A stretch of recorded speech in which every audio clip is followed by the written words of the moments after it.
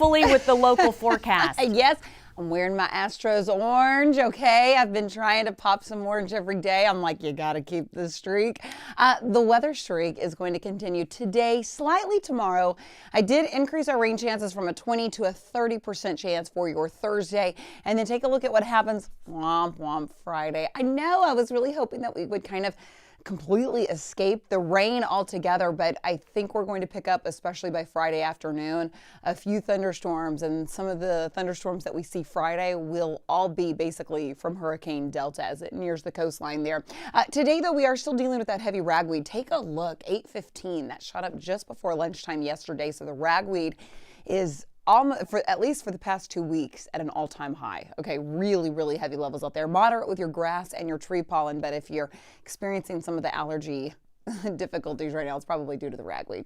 All right, let's talk Hurricane Delta. You can't miss it on the satellite image, right? It's starting the trek right across the Yucatan and probably will through about 10 a.m. to lunchtime today. It'll still have that land interaction, and then it's going to merge back into the Gulf, the southernmost portion of the Gulf of Mexico, and then start this trek. We're looking on Thursday for that north turn. Right now we still have that northwest movement.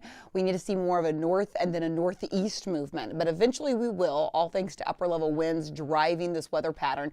Still anticipating landfall Friday evening or early Saturday morning as a Category 3, so that puts it at major status, and then it's going to race off along the East Coast. All models are suggesting that, okay? Everybody's saying right smack dab on the coast of Louisiana, that's where we're expecting landfall at. And I'll show you why. We've been tracking and monitoring this all week long.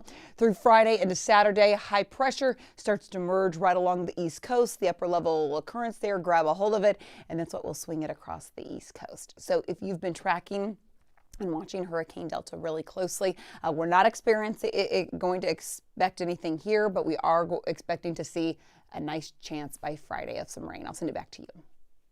All right, Chita, thank you. Your time now is 4:41. Coming up, an attempt to turn Texas blue. Former Congressman Beto O'Rourke thinks it's possible, but Congressman Dan Crenshaw tells us not so fast. And an honor for fallen Harris County Sheriff's Deputy Sandeep Dhaliwal, where you'll see his name around the city. And Facebook is making good on their promise to demote